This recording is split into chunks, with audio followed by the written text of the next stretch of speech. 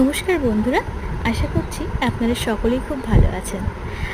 তো সেই দিন আমরা গিয়েছিলাম গুড্ডুর গ্রুমিং করাতে, একটি গ্রুমিং সেন্টারে কলকাতার মধ্যেই।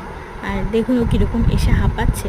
আর এখানে যে গ্রুমিং করায় সে খুব ভালোভাবে আমাদের গ্রুমিং গুড্ডুর গ্রুমিংটা করিয়েছিল আর কি।